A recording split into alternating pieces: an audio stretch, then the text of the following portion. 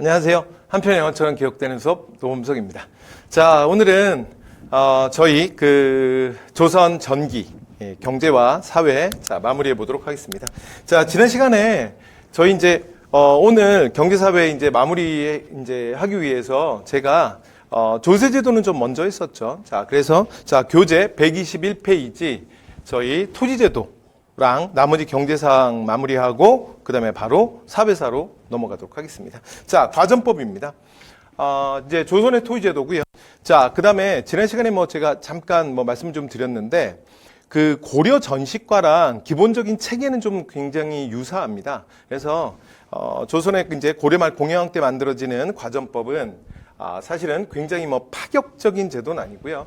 자, 고려 말에 전식과가 좀 문란해지고 나서 이제 조금 여러 가지 문제점들을 보완했다라고 이해하시면 될 것 같아요. 자, 특징입니다. 자, 첫 번째. 자, 경기 지역에 한해서 토지를 분급했다. 여러분 이거 기억하셔야 됩니다. 경기 지역.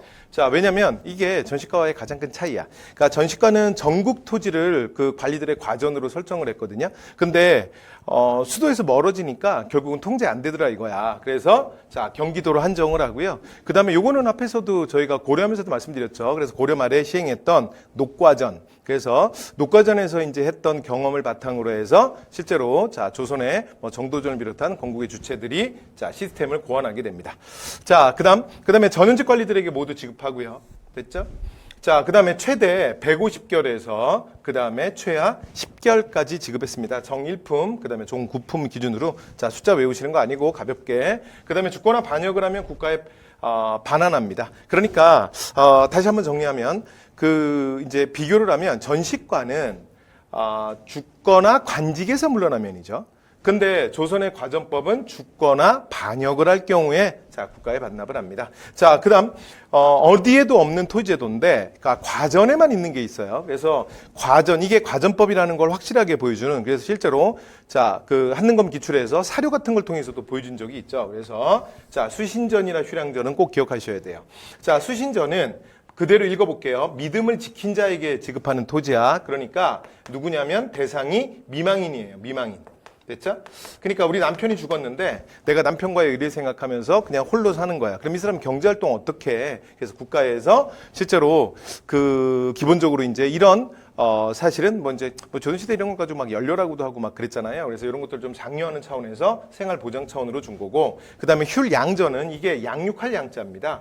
그러니까 예를 들어 아버지가 죽었는데, 그러니까 정말 어린애들밖에 없는 거예요. 그러니까 어머니가 먼저 죽었든 아니면 어머니 아버지가 같이 무슨 사고로 이제 죽었건, 그럼 이제 어린 아이가 있는 경우에 그래서 청소년들에게 그래서 그 아이가 성인이 되기 전까지 이제 공무원에게 주었던 과전을 이 아이들에게 자, 상속을 합니다. 됐죠? 그러니까 수신전이나 휴량전은 결론은 뭐냐면 사회보장제도로서의 의미가 있죠. 그러니까 당신들은 나라 일만 열심히 해라. 만약에 무슨 일이 생긴다면 당신의 가족은 국가가 책임져 줄게. 이런 의미입니다. 됐죠? 자, 이렇게 해서 자, 과전법의 가장 중요한 특징 말씀드렸고요. 자, 그다음에 두 번째 갑니다. 자, 직전법. 자, 일단 이 토지제도들은 그러니까 출제율이 그렇게 많이 높지는 않거든요. 그리고 사실 약간 좀 까탈맞아요. 그래서 내용들을 여러분 너무 막 디테일하게 외운다고 생각하지 마시고 기본적인 틀만 아시고 그다음에 또 하나 시간을 기억하셔야 돼요. 자, 직전법은 언제다? 세조죠. 세조. 그렇죠? 자, 그래서 이때 이제 관리들에게 지급할 토지가 부족하잖아. 그리고 그 이유는 앞에서 말씀드렸죠. 이 세조라는 사람이 워낙 보스 기질이 강하고 그다음에 자기 새끼들 엄청 챙긴다 그랬잖아. 그러니까 이제 워낙 계유정난 그다음에 즉위 과정에서 이런 두 번이나 엄청난 공신들을 책봉을 하죠. 그러니까 당연히 국가 재정의 압박을 받지. 그렇죠? 자, 그래서 이제 내용은 뭐냐면 자, 이제 누구한테만 지급한다? 현직 관리에게만 지급합니다. 현직에게만. 그러니까 오늘날 우리 표현으로 하면 그러니까 공무원 연금이 없어진다라는 개념이에요. 됐죠? 그러니까 일할 때 월급은 주는데 그냥 내일이라도 잘리면 만약에 사표를 쓰면 그냥 끝이다. 이런 얘기야. 자, 그리고 사회보장제도로서의 의미였던 수신전, 휴량전이 오히려 더 문제가 되고 이걸로 인해서 좀 비리도 있더라. 그래서 이런 명분은 어떻게 하냐면 요것도 싹 다 없애버립니다. 됐죠? 자, 이게 바로 직전법이에요. 여기까지 되죠? 자, 그래서 그다음에 이제 성종 때 관소관급으로 넘어가게 되는데 여러분 과전의 변천 과정은 하나 큰 흐름으로 보면 좀 이런 느낌을 하나 가지고 계시면 그냥 좋을 것 같아요. 뭐 디테일하게 외우는 거는 뭐 그렇게 많이 외우실 필요 없고요. 그렇게 많이 출제되지 않습니다. 자, 그런데 일단 과전법은 뭔가 이제 조선의 공주들이 뭔가 제도를 만들어서 시행을 했어. 근데 뭐 하다 보니까 뭐가 문제가 생겨. 그런데 그 문제를 보완하는 과정이 사실은 그렇게 좀 제대로 그리고 실질적인 문제를 해결하지 못했던 것 같아요. 그래서 조선의 과전은 뭔가 이제 문제가 하나 생겨가지고 뭔가를 해결하잖아. 그러면 계속 뭐가 생기냐면 풍선 효과가 생겨요. 여러분 그 사백에서 풍선 효과 아시죠? 어디 문제가 생겼는데 그냥 뭐야 이거? 하고서는 쑥 그냥 밀어버리는 거야. 그러고서는 들어갔네 하고 문제가 해결되는 줄 알았지만 그렇지 않은 거. 그러면 어딘가 뒤쪽에 안 보이는데 어딘가가 툭 튀어나오는 거 있잖아요. 그래서 뭔가 이제 하나를 손을 대면 또 다른 문제, 또 뭔가 그래서 손을 또 대면 또 다른 문제, 이런 것들이 계속 생겨요. 자, 그래서 직전법에서 발생했던 재정의 압박, 그러니까 국가 재정의 부족을 사실 이런 식으로 해결한 거죠. 자, 그러면 바로 무슨 문제가 생기냐면 이제 현직 공무원들은 그러니까 실제로 나는 그냥 나라님만 열심히 하면 되고, 그 다음에 뭐 내가 아주 부자로 살지는 않겠지만, 그러나, 우리 가족들은 그냥 뭐 국가가 책임져 줄 거야. 그래서 나는 그냥 나라님만 열심히 하면 돼. 실제로 이런 이제 공무원들이 많이 있었거든요. 자, 그런데 그런 기본적인 보완장치들을 다 없애버린 거야. 그죠? 자, 봐요. 연금도 없어졌죠? 그 다음에 만약에 공직자가 공무 수행 중에 무슨 일을 당했을 경우에 가족도 아예 그냥 대놓고 정부가 책임지지 않겠다는 거야. 그러니까 이제 무슨 일이 생기냐면 수조권자들이 과다 수치를 하게 돼요. 그러니까 정부로부터 과전을 받은 관리들이 과다 수치를 한다고. 이해되셨어요? 왜냐면 이 사람들이 이제 노후 대비가 안 돼 있잖아. 그러니까 국가가 공무원을 책임지지 않겠다라고 이건 거의 선포한 거잖아. 그러니까 공직자들 입장에서는 그러면 자기의 노후는, 그리고 자기 가족은 자기가 지켜야 되잖아요. 그러면 지금 공무원이 받는 월급만으로 물론 생활은 돼요. 그러나 뭐가 안 되는 거야? 노후 보장이 안 되는 거야. 그러니까 미래에 대한 불안감이 커지는 거지. 그래서 자, 실제로 10분의 1을 걷어야 되는데 이제 그러니까 이제 이 관리들이 만만한 농민들에게 10분의 1을 수취하는 것이 아니라 10분의 2, 10분의 3, 그래서 뭐 우기든 아니면 횡포를 부리든 무슨 짓을 하든 자, 원래 걷어야 될 금액보다 더 많이 걷는 거예요. 여기까지 됐죠? 자, 그래서 그 세조가 직전법 시행하고 나면 이제 이런 소위 말해서 관리들의 수조권을 가진 관리들의 횡포, 이런 과다 수치 문제가 심해져요. 자, 그래서 성종이 이제는 또 어떻게 하기로 했냐면, 자, 그래? 그러면 이제 결론이 이거잖아. 수조권을 가진 관리가, 그러니까 농민을 만났을 때 어떤 일정한 피해자가 발생하는 거잖아요. 그죠? 자, 그래서 이제 성종의 대책은 뭐냐면, 그렇다면 수조권을 가진 공무원과 그 다음에 실제로 농민들이 만나지 않게 하면 되는 거야. 됐죠? 그러면 그 만나지 않게 하는 방법이 뭐냐? 바로 정부가 직접 나서는 거죠. 자, 정부가 직접 나서서 어떻게 하냐면, 자, 지방관청에서 정부가 직접 수치를 합니다. 됐죠? 근데 이거 수치를 하려면 이제 요 전 단계에서 사실은 뭐도 필요하냐면 생산량에 대한 조사도 필요해요. 그걸 한국사에서는 답펌이라 그래요. 그러니까 답펌도 해야 되고, 됐죠? 답펌을 하고, 그 다음에 농민에게 직접 수치를 하고, 자, 그 다음에 수조권을 가지고 있는, 그러니까 공무원들, 10분의 1을 받아야 되는 공무원들 있죠? 자, 공무원들에게 지급을 하는 거예요. 여기까지 되셨죠? 자, 그래서 한마디로 말하면, 자, 국가가 그러니까 수조권을 대행하는 거야. 됐죠? 자, 그래서 농민이 피해보는 걸 막겠다는 거죠. 됐죠? 자, 이렇게 해서 성종 때 관수관급을 하는데, 근데 물론 이제 긍정적인 의미는 국가 입장에서 이런 건 있어요. 국가가 토지에 대한 지배권이 강화되죠. 왜냐면 그러니까 행정상의 편이라는 이유로 이제 수조권들을 막 이렇게 과전을 설정해서 공무원들한테 나눠주고 자기들끼리 막 행사를 하고 있잖아. 그게 아니라 정부가 모든 걸 다 통제할 수 있게 되죠. 그죠? 자, 그래서 이런 장점은 있지만 관수관급의 또 결정적인 문제가 뭐냐면, 여러분 앞에서 저희가 토지제도, 그러니까 신문학 때부터 제가 수조권이라는 걸 설명할 때 이런 말씀 드렸던 거 기억나시죠? 그러니까 이 정대사회에서 수조권이라는 게 왜 출현하게 되죠? 왜 등장했던 거야? 바로 국가가 이걸 모두 답펌을 하고, 그 다음에 직접 수치를 하고, 그러니까 10분의 1을 조사하고, 그 다음에 수치하고 운송하고, 그 다음에 실제로 운반해서 지급하는 이 과정이 행정적으로 엄청나게 복잡하다 그랬잖아. 기억나세요? 자, 그런데 문제는 뭐냐면 지금 그 모든 복잡한 과정을 정부가 직접 다 해야 되는 거야. 그러니까 약간 모순에 빠졌잖아. 그러니까 수조권 지급은 처음에 왜 한 거야? 아니, 행정상의 편의를 위해서 수조권 지급을 했었는데, 그러니까 사실은 이제 이런 뭐 여러 가지 또 문제가 생겼다고 해서 정부가 나서서 다 하다 보니까 무슨 일이 벌어지냐면 정부가 행정력이 너무 많이 동원돼야 되는 거야.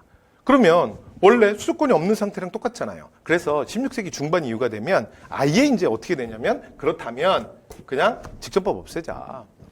그러니까 여기서 직전법이라는 건 뭐냐면 이직전법. 그러니까 직전법 하에서 사실은 관수관급을 했던 거거든요. 그러니까 말을 바꾸면 직전법의 폐지란 말은 수조권을 지급하는 제도 자체를 그냥 없애자요. 됐죠? 자, 그리고 어차피 이 직전이라는 것도 계속 경기도로 이제 좀 묶어놓아서 관리하려고 하다 보니까 계속 부족했었거든. 그래서 관리들에게 그냥 어떻게 하냐면 정해진 금액. 그래서 녹봉이라 그래서 그러니까 오늘날 여러분 월급을 생각하시면 돼요. 그냥 월급 금액을 정해서 그냥 우리가 지급을 하겠다야. 됐죠? 그러니까 수조권 지급이 뭐가 필요하냐. 그래서 수조권을 폐지해버려요. 자, 이게 16세기 중반에 일어나는 직전법의 폐지입니다. 됐죠? 그래서 일명 현물녹봉제라고 돼요. 자, 그런데 최종적으로는 또 어떤 문제가 벌어지냐면, 자, 그러고 나니까 이제 무슨 일이 벌어지냐면 지주전호제가 본격적으로 확산이 돼요.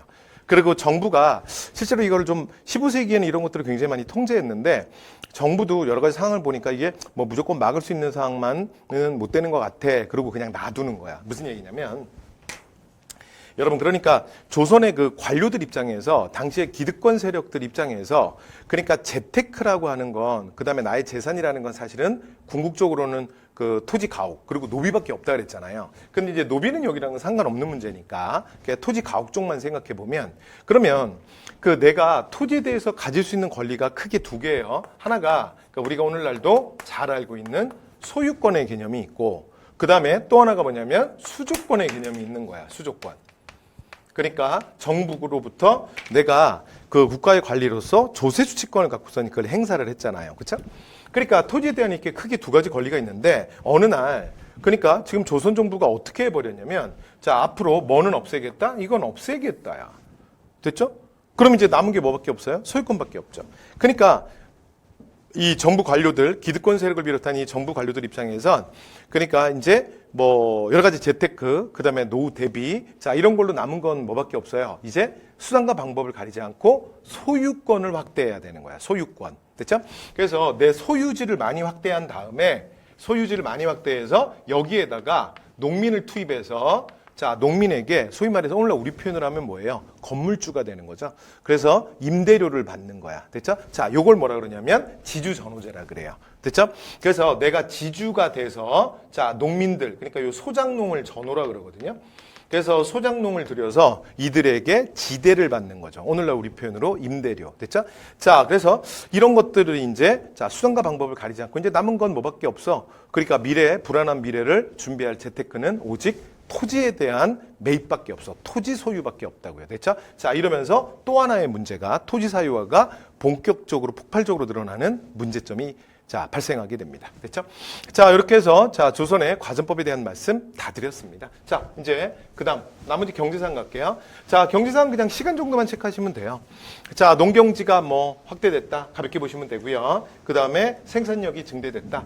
자, 생산력 증대는 뭐 조선 국초부터 그러니까 부국강병책을 하면서 많은 관심이 있었어요. 특히 앞에서 제가 그 고려 경제랑 차이 요거 하나만 좀 기억해 주십시오. 이거 중요한 단어입니다. 그러면서 뭐라 그랬냐면 자, 고려 때부터 12법이 발달해서 휴경지가 점차 감소하기 시작한다 그랬죠. 자, 그런데 이제 근세 정도가 되면 거의 소멸 단계까지 가요. 그래서 실제로 여러분 이게 감소와 소멸이 한 글자 차이지만 굉장히 많이 달라요. 감소라는 건 뭐냐면 이런 거잖아. 굉장히 많았는데 이제 조금씩 없어지기 시작한다는 거야. 그러니까 아직도 상당히 많이 남아있다는 얘기고 그 다음에 소멸, 점차 소멸이라는 건 무슨 말이냐면 거의 다 없어졌다는 거야. 그러니까 일부 조금 남아있을지 모르지만 거의 없어졌다. 그러니까 이걸 현실로 비교하면 상당히 다르죠. 됐죠? 그래서 휴경지가 거의 소멸했다. 그래서 이건 근세 경제. 그러니까 고려 경제보다 조선 경제가 완전히 한 단계 업그레이드 됐음을 보여주는 가장 대표적인 자, 그러니까 시간의 단어입니다. 그래서 누드색 하나 찍어두시고요. 그 다음에 고려말, 자, 공민왕 때 문익점이 가지고 들어왔던 목화가 전국적으로 확대되고, 목화 얘기는 저희가 앞에서도 했죠. 자, 그 다음에 세종 때, 여러분 이거 농사직설은 시험에 너무 잘 나와요. 되죠? 그래서 요거는 문화파트가 어차피 또 나옵니다. 문화에서 또 얘기할게요. 그 다음에 금양장록은 성종 때 강희맹이라는 사람이 쓴 농서예요. 그러니까 이런 것들은 뭘 보여주냐면, 그러니까 조선 전기의 지배계급들이, 그러니까 농업 굉장히 관심이 많았음을 보여주는 거죠. 그 다음에 구황차류. 구황차류는 이제 요건 명종 때 편찬되는 책인데 사실은 이런 지주전후제 확산과 더불어서 농민들의 삶은 오히려 안 좋아졌어요. 왜냐면 농민들이 이전에는 뭐였어? 이전에는 자영농이었잖아. 그쵸? 그런데 16세기화, 이제 16세기가 되면 점점 뭐의 비율이 커지냐면 자영농의 숫자는 줄고요. 그 다음에 반대로 소작농의 숫자는 계속 늘어나게 돼요. 됐죠? 그러니까 이게 무슨 얘기냐면 조금 아까 말씀드렸던 지주전후제 확산이에요. 그러니까 토지 소유 개념이 강화되면서 있는 자들이 그러니까 소위 말해서 없는 사람들을 괴롭히면서 이게 가장 대표적인 게 뭐 고리대라든가 뭐 이런 것들이죠. 그래서 그들의 땅을 뺏어서 그들은 뭐가 되는 거야? 이제 소작농이 되는 거지. 그러니까 원래는 국가의 10분의 1세를 납부하는 사람이었는데 생산량에 근데 이제는 소작농이 돼서 지주에게 생산량을 지주와 반반 나누어야 되는 그래서 2분의 1을 지급해야 되는 거니까 그러니까 농민들의 삶이 굉장히 힘들어졌겠죠. 그렇죠? 자, 그런데 그런 거에 대한 정부의 대책이 사실 이게 뭐 진짜 열받는 얘기야. 구황찬류라는 게 무슨 뜻이냐면 여기 책인데요. 그러니까 구황, 그러니까 배고픔을 구해주는 뭐 방법, 뭐 이런 것들을 쭉 써놓은 책입니다. 그래서 내용은 그러니까 구황작물, 뭐 조리법, 그다음에 이런 것들 책인데 뭐 흉년에 대비하기도 하고요. 농민들이 이제 점점 경제적으로 어려워지니까 힘들잖아. 그래서 그러니까 굶어 죽지 않게 하는 방법이야. 그 가장 대표적인 게 뭐냐면 도토리, 됐죠? 그러니까 도토리 먹는 법. 자, 그다음에 뭐 나무 껍질 먹는 법, 됐죠? 뭐 이런 것들을 쭉 알려주는 책이에요. 그래서 여러분들 이런 거 보면 어떻겠어요? 농민들 입장에서. 그러니까 실제로 이게 농민들이 볼 수는 없는 책이니까 그렇잖아요. 글을 못 읽으니까. 그러니까 지방 수령들에게 이걸 지방관들에게 준 거야. 그래서 자, 니네들 뭐 각 지역의 농민들 굶어 죽지 않게 해라 이런 겁니다. 됐죠? 네, 그래서 사실은 뭐 진짜 열받겠지. 그리고 제가 얼마 전에 뭐 몇 년 전인가 이렇게 뭐 쭉 기사를 보다가 우연히 봤는데 그러니까 전 세계에 없는데 그러니까 우리나라에만 있는 거. 어떻게 막 한국 사람만 먹는 거, 뭐 이런 뭐 대표적인 것 중에 하나가 보니까 도토리 묵이더라고요. 그러니까 도토리 묵이 그러니까 전 세계에 진짜 아무도 안 먹는데요. 됐죠? 네, 그래서 진짜 우리만 먹는 거야. 그러니까 언제부터 먹은 거야? 이때부터 그렇게 갈아가지고 묵처럼 만들어서 먹었던 거예요. 됐죠? 네, 그래서 뭐 도토리 묵, 그다음에 또 뭐 있죠? 뭐 참외, 뭐 이런 것들. 참외도 뭐 세계 어디에도 안 먹는다며. 그래서 참외의 그 영어식 이름이 코리안 메론이잖아. 코리안 메론. 그래서 참외 뭐 우리만 먹는다 그래요. 그다음에 또 뭐 있죠? 간장게장? 간장게장도 게 요리는 되게 많은데 그렇게 살아있는 게를 간장에다 제서하는 요리도 뭐 우리나라밖에 없다 그래요. 뭐 어쨌든 간에. 자, 그래서 이게 구황차류입니다. 자, 그 다음에 수공업은 그 관청에서 운영을 해요. 수공업자를 공장안이라는 명부에 등록을 시켜놓고 그 다음에 일반 군역 요역 부과하듯이 수공업자들은 와서 그 물품을 제작하게 합니다. 됐죠? 자, 그 다음에 이제 상업이에요. 자, 한양 종로에 시전을 설치해요. 시전. 그리고 여러분 시전 설치하는 건 시간선만 한번 체크해 보면 시전은 원래 태종이 설치를 합니다. 그래서 시전은 국가가 운영하는 국영시장이에요. 그래서 원래는 이제 개성에 있던 건데 그걸 이제 한양으로 가지고 오고 상인들도 이주를 시킵니다. 그다음에 점포를 줘서 이익에 대한 상품 판매 이익에 대한 상세를 걷고요. 그다음에 공랑세라 그래서 그 정부가 이렇게 건물을 얻어줬잖아, 그렇죠? 그러니까 건물주가 정부잖아요. 그래서 점포세. 그죠? 자, 그래서 상인들에게 점포세를 걷고 그렇게 했습니다. 자, 그 다음에 상행위 감독관청을 만드는데 원래 고려시대 이름이 그러니까 오늘날로 말하면 공종이죠. 공종이 이름이 경시서라 그랬잖아. 그래서 조선도 똑같이 경시서인데 나중에 세조 때 이름을 평시서로 바꾸게 합니다. 자, 그래서 불법적 상행위, 자, 그래서 뭐 이런 것들을 감독하는 뭐 공종이의 역할을 하는 거예요. 자, 그 다음에 시선상인, 여기 이제 있었던 시선상인들은 관청이나 근데 왕실에게 자, 물품을 공급하고 자, 특정 물건에 대한 독점 판매권을 가지고 있었어요. 그러니까 요것만 좀 설명할게요. 자, 이게 무슨 얘기냐면 아까 제가 이런 얘기를 했잖아. 개성에서 상인들을 한양으로 데리고 왔죠. 그런 다음에 이 사람들에게 점포를 줬잖아. 근데 이제 건물주가 국가니까 당연히 점포세는 받을 거 아니야? 그 다음에 두 번째, 그들의 그 여러 가지 그 물류 유통과 판매로 인한 이익, 일정 부분을 상세라 그래서 거둬요. 그러니까 이거 뭐 오늘날 뭐 잘 이해가 되시죠, 그렇죠? 그러면 이제 거기서 끝나야 되잖아, 그렇죠? 그런데 거기다 하나를 더 해요. 뭘 하냐면 특정한 물품, 관수품이라는 이름으로 특정한 물품을 공급을 시키는 거야. 그러니까 예를 들면 만약에 뭐 무명점이 있다고 해봐요. 자, 그러면 또는 뭐 예를 들어 뭐 예를 들어 무슨 뭐 그 특별한 뭐 예를 들어 뭐 채소를 파는 가게가 있다고 해봐. 그러면 그 가게에게 무명 가게는 일정하게 무명을 또 추가로 그러니까 국가에 납품하게 하는 거야. 됐죠? 근데 이게 그냥 주는 거야, 국가에. 그 다음에 채소를 일단 국가에 그냥 줘야 돼. 그러니까 상인들 입장에서는 그러니까 시전상인의 점포상인들 이제 시전에 있는 점포상인들 입장에서는 야 이거 너무 많이 뜯어가잖아. 그렇죠?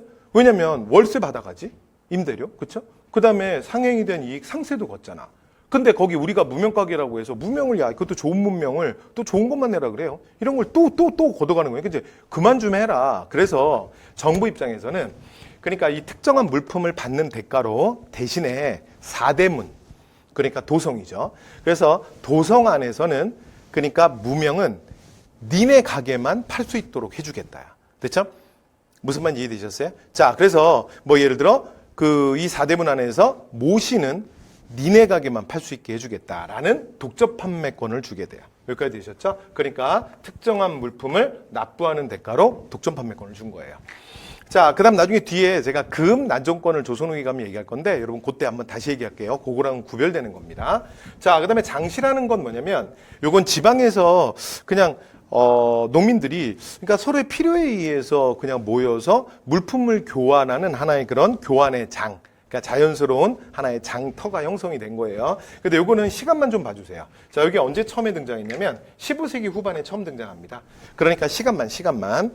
그러니까 장시라고 하는 게 여러분, 그러니까 조선 후기에 우리가 가면 상품화폐 경제 발달을 배울 건데, 그러니까 조선 후기에 무조건 장시가 발달하는 게 아닙니다. 이미 15세기 후반에 등장하고요. 16세기 중엽 정도가 되면 이미 정부에서 이게 전라도 무안에서 처음으로 이제 생기거든요. 그게 실제로 성종실록에도 기록이 돼 있는데, 그래서 15세기 말부터 16세기가 됐을 때 정부 입장에서는 조선이라는 국가가 철저하게 이제 농업 중심 사회잖아.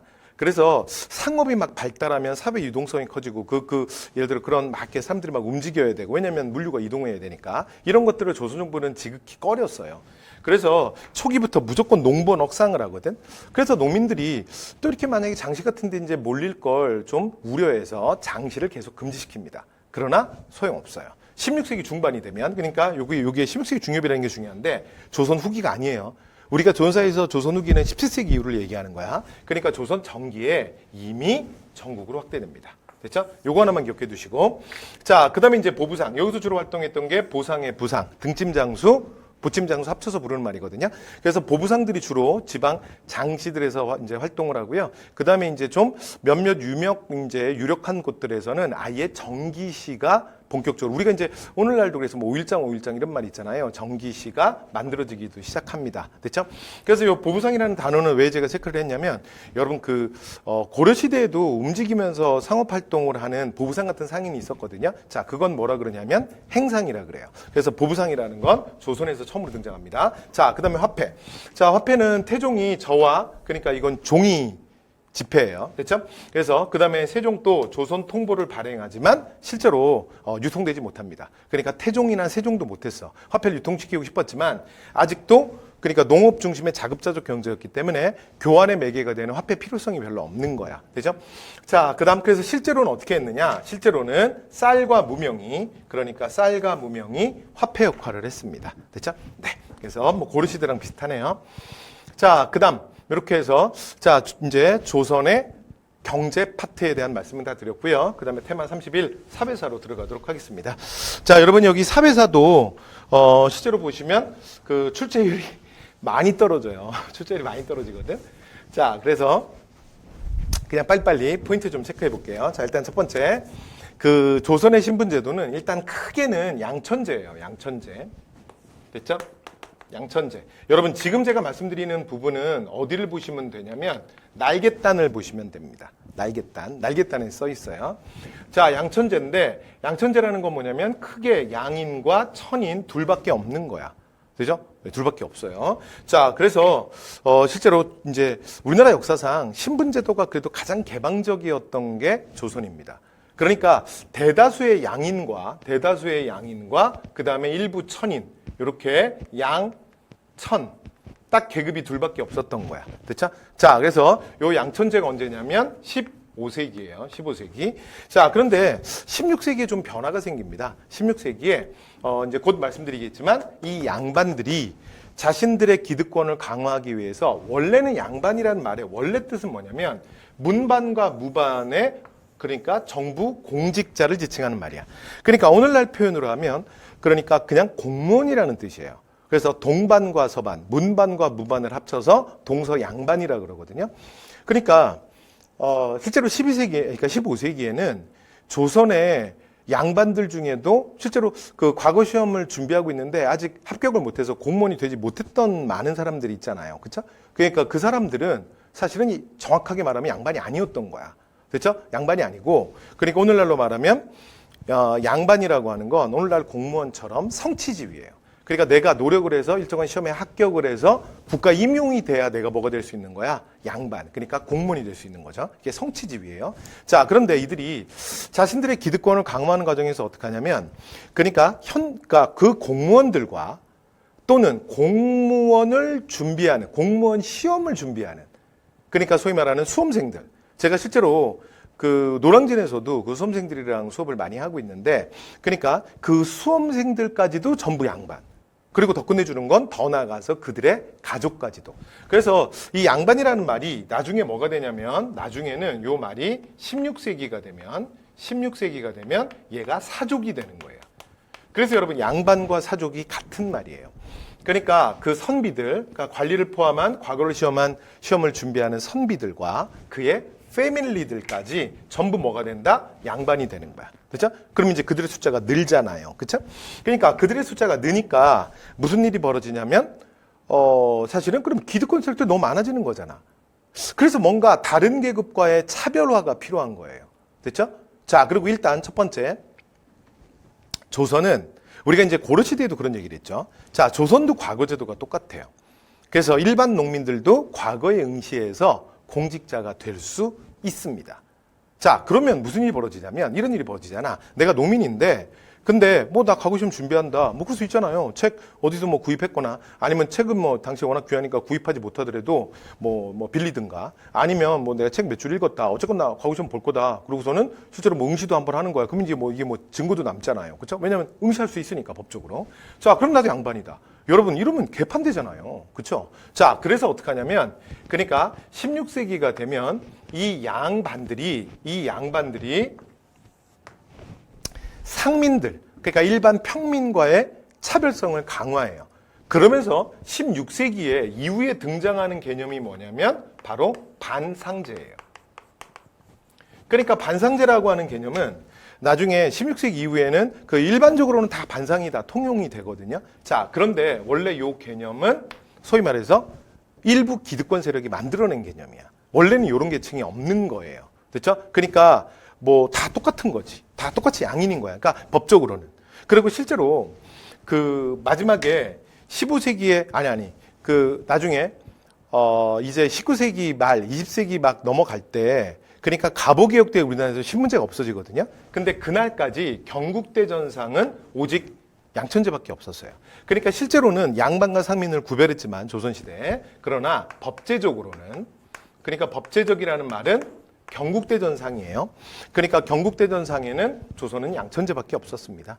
근데 이후에 자신들의 기득권을 강화시키는 과정에서 보세요. 밑에 있는 상민을 잘라낸 거야. 그래서 니들은 양반이 아니야. 됐죠? 그런데 원래 양반이라는 말이 관리를 지칭하는 말이잖아. 공무원. 근데 여기에 또 뭐 두고 있냐면 하급 공무원들이 있는 거야. 그러니까 오늘날 우리 표현으로 해서 뭐 예를 들어 뭐 9급 공무원, 8급 공무원 이렇게 좀 하급 공무원도 있잖아요. 근데 니들도 양반으로 인정하지 못하겠다는 거야. 그래서 두 번째는 어떻게 하냐면 자, 하급 공무원들을 또 한 번 커팅을 합니다. 됐죠? 자, 이렇게 해서 탄생하게 되는 게 바로 중인이에요. 그죠? 그래서 원래 공무원들은 다 양반이라고 불렀는데 자, 밑에 공무원은 자, 지배계층의 그러니까 소위 말해서 하부계층은 니들은 기득권으로 인정 안 하겠다고 또 잘라요. 여기까지 되죠? 자, 이러면서 소위 말해서 양반과 그 다음에 중인과 상민과 천민이라고 하는 사신분제가 확립이 됩니다. 그래서 이건 언제냐면 16세기 이후고요. 그 다음에 주의사항은 뭐냐면 마지막까지 법제적으로는 실제로 이건 없었던 신분이에요. 그러니까 실제로 통용됐던 거지 법에는 명시되어 있지는 않았습니다. 됐죠? 자, 그래서 말씀 다 드렸고요. 자, 그 다음에 양반. 그래서 각종 국역이 면제되고 경제적으로는 지주층, 정책으로는 관료층이었습니다. 자, 그 다음 지배층의 하부 구조로 해서 나중에 이제 만들어지는 게 중인이고요. 자, 중인은 그래서 16세기도 조금 명확하지 않고 시간이 조금 더 지나면서 이제 하나의 신분으로 좀 굳어져요. 자, 중인은, 중인에서는 열도 여러분 일단 포인트가 뭐냐면 이거예요. 그러니까 중인이라는 게 사실은 조선에서는 가장 애매한 신분이에요. 그러니까 무슨 얘기냐면 원래는 그냥 관리냐 아니냐로 양반이냐 상민이 나눠지는 건데 근데 여기는 실제로 좀 관리잖아요. 그러다 보니까 도대체 어느 정도 직급까지면 양반이고 어느 정도면 또 양반이 아니고 중인이냐 이게 좀 애매한 측면이 있죠. 그래서 중인은 보통은 뭐라고 부르냐면 양반에서 일반 상민들 사이에 있는 그러니까 지배층의 하부 구조 그러니까 행정실무자들을 싹 다 잡아서 양반이라고 아니 중인이라고 그냥 통칭을 합니다. 됐죠? 그래서 그 중인 안에는 자 이제 그룹들로 나눠질 수 있는데 첫 번째 기술관. 자, 기술관은 가장 대표적인 공직자들 중에서 하급 공무원들이죠. 잡과에 합격한 오늘날로 말하면 기술직 공무원들이에요. 됐죠? 자, 그래서 이런 사람들의 대표적인 건 잡과응시에서 합격한 그러니까 오늘날로 말하면 이 전문직들이 여기에 많이 들어가. 됐죠? 그래서 의관, 닥터들이죠. 요즘에 뭐 한국 사회가 사실 이제 의대 집중화가 너무 심하잖아요. 그렇죠? 그다음에 역관, 통역관이죠. 그러니까 외국어에 능통한 사람들. 이런 사람들도 요즘에 여러 가지 전문 직종으로 많이 또 활동을 하고 있잖아요. 그렇죠? 그다음에 뭐 음양관. 음양관은 뭐냐면 천문관측하는 오늘날로 말하면 그러니까 뭐 연구원쯤 된다고 생각하시면 돼요. 과학자들. 그러니까 뭐 공대생들 이런 연구원들. 그리고 또 이거 말고도 또 율관도 있습니다. 그러니까 법률 관련 업무를 보는 사람들 됐죠? 그래서 오늘날로 말하면 뭐 검찰직 공무원이나 또는 법원직 공무원 뭐 이런 사람들. 자, 이런 사람들이 뭐냐면 기술관이에요. 됐죠? 네. 그리고 또 하나. 우리가 좁은 의미에서 그냥 중인이라고 지칭할 땐 항상 이걸 중인이라고 부릅니다. 됐죠? 자, 그다음 서울. 이게 서울도 되게 웃긴데 서울은 뭐냐면 그러니까 양반들 중에서 첩의 자식이에요. 그래서 엄마가 양인이면 서자, 엄마가 천인, 그러니까 노비면 얼자. 그래서 합쳐서 서울이라고 부릅니다. 그런데 이 조선사회에서 이것도 특이하죠. 이게 원래 중국에도 없고 어느 나라에도 없는 건데 고려 때도 이런 거 없었거든. 이게 조선에만 생긴 건데 그래서 첩의 자식을 차별하는 거야. 됐죠? 그래서 첩의 자식 같은 경우에는 여러분 되게 중요한 게 이게 분명히 아버지가 양반이거든요. 근데 어머니가 정실소생이 아니라는 거야. 그래서 그런 이유로 문과응시까지도 금지됩니다. 그러니까 일반 농민들도 문과응시를 볼 수 있거든요. 근데 서울은 못 봐요. 됐죠? 네. 그래서 자, 만약에 조선사에서 신분계층 문제를 물어보면 가장 핵심은 요 기술관, 좁은 의미의 중인과 서를 구별하는 거 요것만 좀 기억해 두시면 될 것 같습니다. 됐죠? 자, 이 사람들은 전문직에 종사했던 사람들이고 문과응시 제한은 없고요. 원래 지배층의 하부 구조였는데 커팅당한 거고 여기는 양반의 자식인데 차별받은 거지. 그리고 특이점은 문과응시도 안 됩니다. 됐죠? 그 다음에 지방직 공무원이 향리가 있고요. 그 다음에 중앙관청의 말단서리들. 됐죠? 네, 그래서 이건 뭐 우리 고려 때도 뭐 이런 계급들이 있었잖아. 그렇죠? 자, 그래서 그것만 좀 체크하시면 될 것 같고요. 그 다음에 이제 상민, 일반 농민입니다. 됐죠? 자, 농민을 포함한 상민, 뭐 수공업자, 그래서 국가에 뭐 세금 내는 사람들, 됐죠? 국가 재정의 가장 기반들이죠. 자, 그 다음, 천민. 자, 천민은 이제 노비가 가장 대표고, 여러분, 노비는 앞에서 우리가 이미 제가 여러 번 말씀드린 것 같아요. 그냥 간단하게 해도 되겠죠? 자, 매매상속 증여의 대상이에요. 그러니까, 일명 뭐라 그랬어? 그러니까 전근대사회의 가장 대표적인 가산. 재산이라 그랬죠. 자, 그다음에 요거 이제 노비들이 실제로 이제 담당 관청이 하나 생겨요. 이게 장례원이거든. 이게 왜 생기냐면 그러니까 조선 국초 15세기부터 그러니까 오늘날 소위 말로 법원에 서로 고소해서 재산 분쟁이 생기잖아. 그러면 재산 분쟁이 제일 많이 생겼던 게 노비예요. 그러니까 오히려 그 토지 같은 경우에는 토지 문서나 이런 것들이 좀 있기 때문에 그러니까 이런 것들이 이제 좀 갈등이 좀 덜했는데 그러니까 제일 여러 가지 뭐 이제 부모가 상속했을 때도 그렇고 그다음에 하여튼 기타 등등 여러 가지로 그러니까 소유권 분쟁이 제일 많았던 게 노비예요. 그래서 그걸 아예 담당하는 관청을 하나 만드는데 그게 장례원입니다. 형조산하에.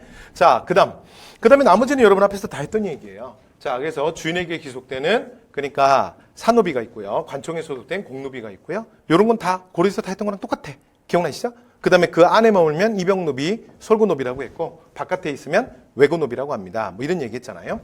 자, 그 다음 노비는 신분 결정은 뭐냐면 일천즉천이에요. 일천즉천. 요것도 앞에서 했는데 그래서 하나가 천하면 결론은 천해지는 거야. 그러니까 엄마 아빠 양쪽 중에 한쪽만 노비가 섞이잖아요. 그러면 자식이 무조건 노비가 되는 거야. 이걸 뭐라 그런다? 일천즉천이라고 합니다. 됐죠? 자, 그래서 이걸 통해서 실제로 기득권 세력들이 그 소위 말해서 재테크를 했던 거예요. 노비의 숫자를 계속 늘렸거든. 그러니까 우리 집에 노비가 만약에 돌쇠가 있고 그 다음에 꽃분이가 있잖아. 그러면 꽃분이랑 돌쇠가 절대 한 가정을 꾸리지 못하게 하는 거야. 주인인 내 입장에선. 그럼 어떻게 하느냐? 그러니까 우리 집 돌쇠를 바깥에 있는 일반 양인 여자와 그러니까 가족을 만들어줘요. 그러니까 그 여자를 꼬셔서 이해됐죠? 그래서 뭐 우리 돌쇠 봤어? 뭐 우리 돌쇠 뭐 장난 아니야? 막 몸짱 몸짱 장난 아니야? 뭐 이빨 다 있어? 뭐 그리고 벗은 몸 못 봤지? 뭐 장난 아니야? 완전 건강해? 뭐 막 이렇게 막 해서 꼬셔가지고 뭐 텃밭도 좀 주고 꼬셔가지고 이렇게 가정을 꾸리게 해요. 그 다음에 우리 꽃분이는 또 바깥에 일반 양인 남자에게 또 시집을 보내는 거야. 결혼을 시키는 거죠. 됐죠? 또 이렇게 또 아까처럼 똑같이 막 꼬셔가지고. 그러면 보세요. 지금 우리 그 남자 노비, 여자 노비가 이제 각각의 가정을 꾸렸으니까 두 가정이 됐죠. 근데 문제는 양쪽 한쪽에 다 노비피가 섞여 있죠. 그러면 일천즉천에 의해서 태어난 애들은 전부 다 노비가 됩니다. 그런데 노비 소유권을 주장하는 사람은 지금 소유권주가 한쪽에밖에 없잖아요. 그러니까 무조건 우리 집에 다 귀속되는 거야. 지금 제가 뭐 하는지 아시겠어요? 그러니까 저희 집에 그러니까 꽃분이 돌쇠 지금 제가 막 중매 쓰고 다녔잖아. 그러니까 내가 뭐 할 일이 없어서 오지랖이 넓어서 그런 게 아니라 나 지금 뭐 하고 있는 거냐면 재테크하고 있는 거야. 그러고 나면 그 두 집에서 생기는 노비가 전부 우리 집 노비예요. 그러니까 이런 장난들을 기득권 세력들이 많이 쳤거든요. 그래서 이미 고려 때부터 양천통혼 금지라든가 이런 여러 가지 것들을 통해서 이걸 좀 금지시키려고 했는데 잘 안 돼요. 자, 그리고 조선 태종이 종부법이라는 것도 한번 시행합니다. 그러니까 아버지가 노비인 경우에만 노비로 하겠다. 그런데 안 됩니다. 왜냐하면 종부법은 태종이 현실을 잘 몰랐던 거야. 노비는 사실은 아빠가 누군지 알기가 너무 어려워요. 자, 그래서 무조건 가장 확실한 건 뭐예요? 절대 바뀔 수 없는 건 엄마잖아. 그래서 무조건 엄마라고 하는 거야. 그래서 조선 후기 요건 정확하게 영조예요. 영조 편에서만 한 번 더 살짝 얘기할 거예요. 그래서 노비 종모법을 시행합니다. 자, 마무리해 볼게요. 자, 노비의 신분은 누구를 따른다? 엄마를 따른다. 그래서 양인 남자랑 여자 그러니까 종 그러니까 여자 종을 비라 그러거든요. 그래서 합쳐서 남자 종을 노, 합쳐서 노비예요. 그래서 비와 결혼한 경우만 노비가 되는 거야. 그러니까 우리 엄마가 노비인데 만약에 우리 아버지가 양인이야. 죄송합니다. 그러니까 우리 아버지가 노비인데 우리 어머니가 양인이야. 됐죠? 그러면 그런 경우에는 그 양인 엄마 몸에서 내가 태어났잖아요. 그럼 저는 양인이 되는 거야. 됐죠? 자, 이런 식으로 노비를 막 늘릴 수 없겠죠? 그래서 양인의 수를 확보해서 국가 재정을 확보하겠다. 뭐 이런 차원이에요. 그 다음에 나머지, 자, 그래서 뭐, 백정이나 광대나 창기나 무당 등도 천민 취급을 받는데 이게 정확하게 표현하면 법제적으로 정확하게 명시돼 있잖아요. 법제적으로 명확한 천민은 사실은 노비밖에 없어요. 그러니까 노비만 기억하시면 되고요. 됐죠?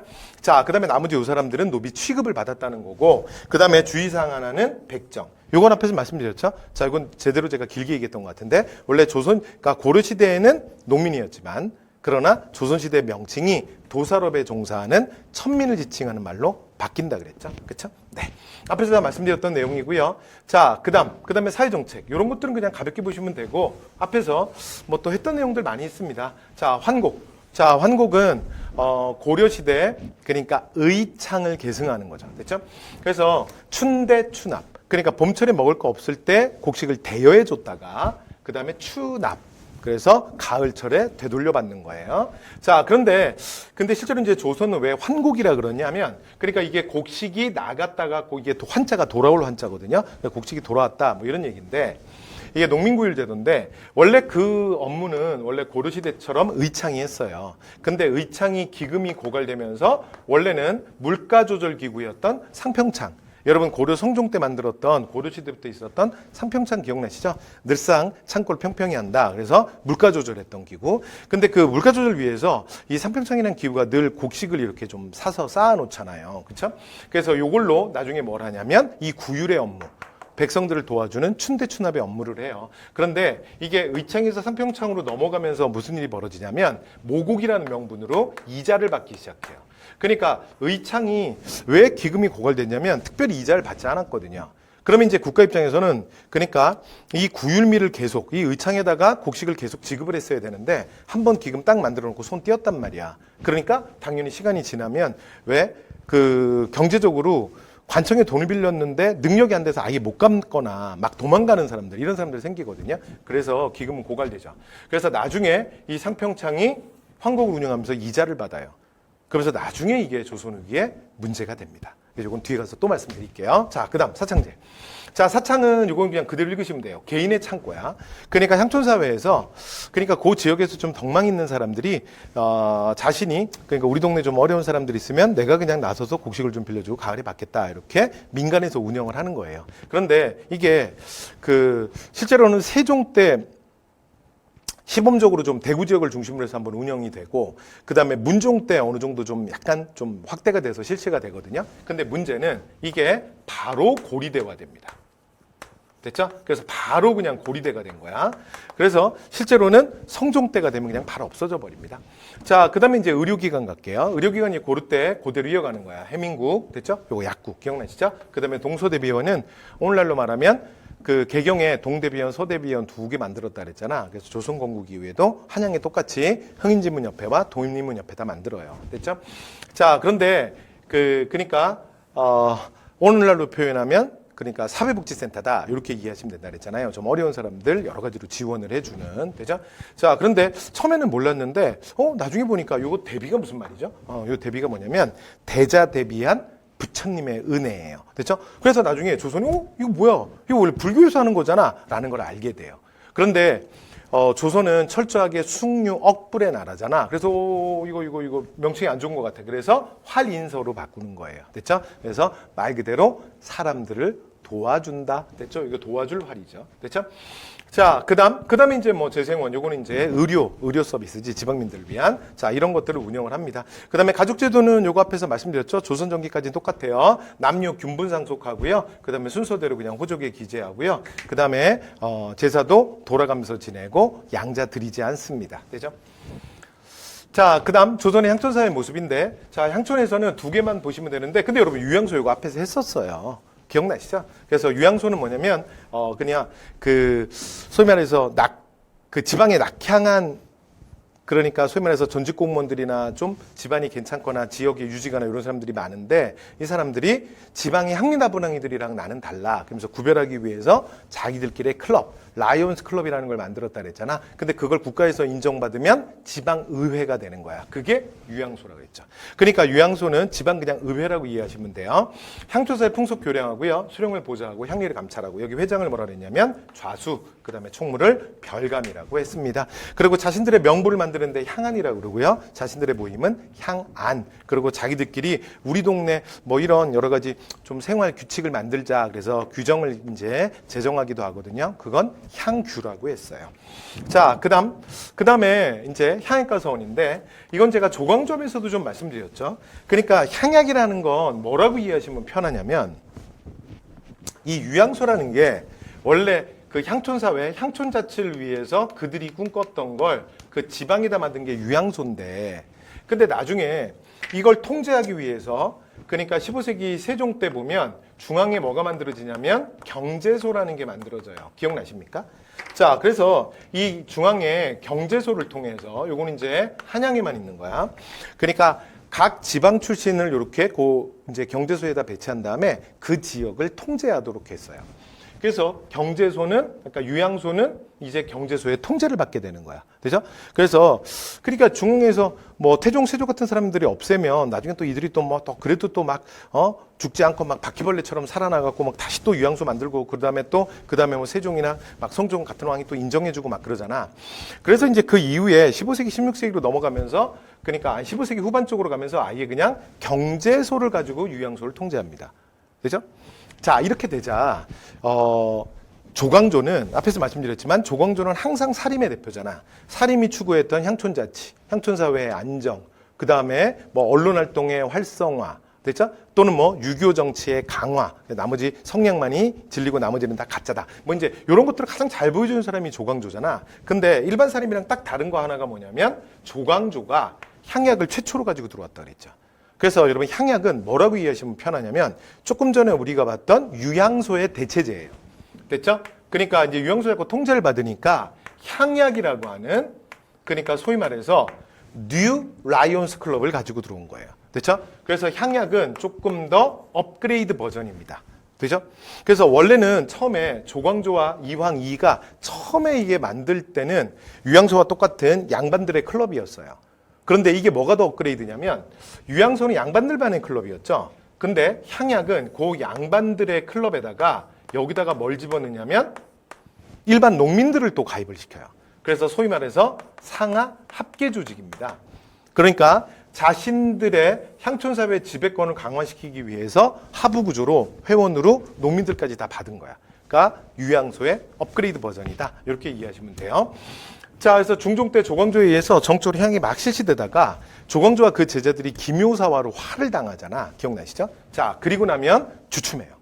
그러다가 이후에 이황과 이의 노력으로 자 이제 조선 후기에 본격적으로 확산이 됩니다. 됐죠?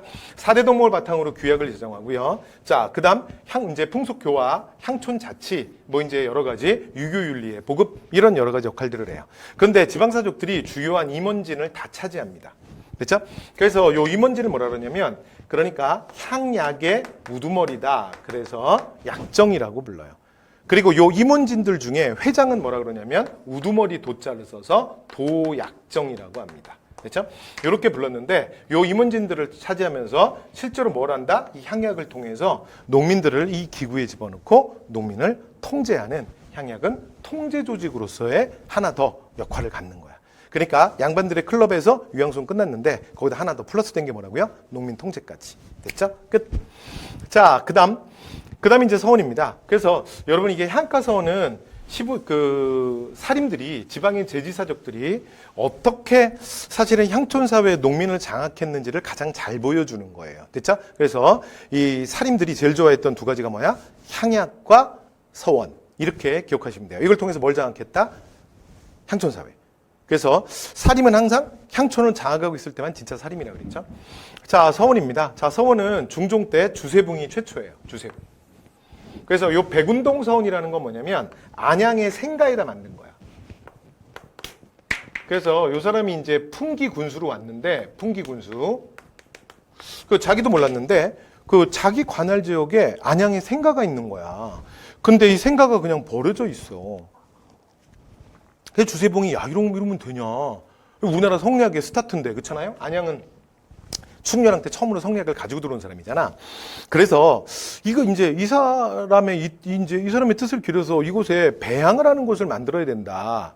예? 그래서 회원사라는 그 배양하는 곳을 만들어요. 제사 지내는데. 그리고 요거를 조금 더 중국에 있었던 백록당 서원을 이제 모델로 해서 그래서 우리나라에 최초로 서원을 만들게 됩니다. 됐죠? 그래서 이 서원이라는 건 크게 두 가지 기능이 있는데 하나가 뭐냐면 선현에 대한 제사. 그러니까 우리가 본받을 만하고 우리의 그러니까 롤 모델이 될 수 있는 학자 그 사람 한 명을 배양하는 거야. 그러면서 이제 거기서 제사도 지니면서 그의 뜻을 기리는 거죠. 됐죠? 자, 그런데 이 제사를 지내려면 공간이 있어야 되잖아요. 공간이 확보가 되죠. 자, 그리고 나면 그 다음에 거기서 또 뭘 하냐면 거기에 평소에는 유생들이 모여서 그러니까 학문을 교육해요. 그러니까 함께 그러니까 가르치고 배우고 또는 뭐 학문에 대해서 토론도 하고 됐죠? 이런 교육의 장이 되는 거야. 여기까지 되죠? 그래서 이렇게 두 가지 기능을 다 하게 됩니다.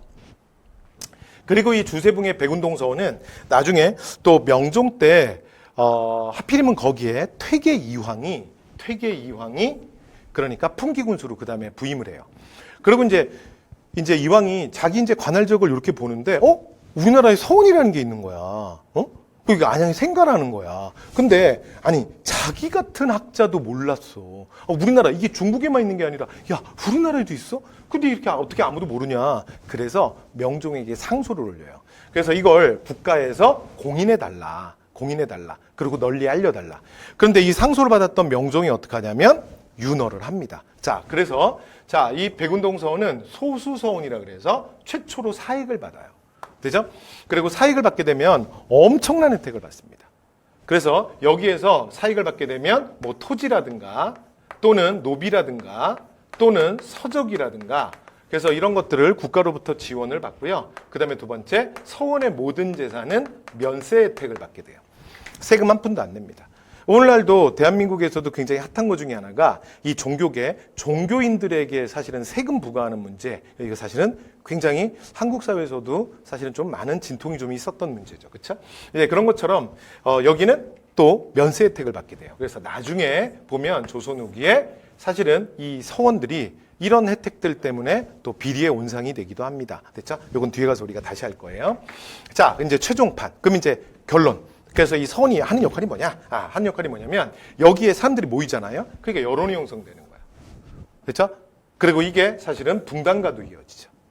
그 다음에 또 하나. 바로 여기는 그 지역 향촌사회 제지사족들의 그러니까 양반들의 아지트가 되는 거예요. 그래서 이곳에서 그들이 결집합니다. 뭐가 되죠? 자, 그리고 이제 이걸 가지고 여러 가지 비리도 많고 농민들에 대한 횡포도 심해져요. 자, 그래서 나중에 영조가 자, 서원을 대포가 한번 정리합니다. 탕평 정치를 실시하면서. 이거 다 영조편에 가서 또 할게요. 자, 그리고 또 하나 서원철폐에서 제일 유명한 건 여러분 대원군도예요.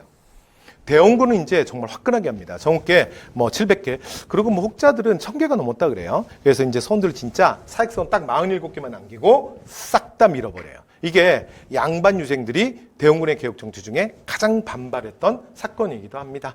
자, 이렇게 해서 이제 서원까지 말씀을 다 드렸습니다. 그래서 자, 이제 조선 정기사회의 가장 특징적인 것들 저희들 정리해 봤고요. 자, 그다음 이렇게 해서 저희는 이제 조선 경제사회를 마무리했네요. 조선 전기. 자, 그럼 이제 다음 시간에 자, 조선 전기의 자, 문화 파트로 넘어가도록 하겠습니다. 자, 이번 강의 여기까지 하겠습니다. 여러분 수고 많이 하셨습니다.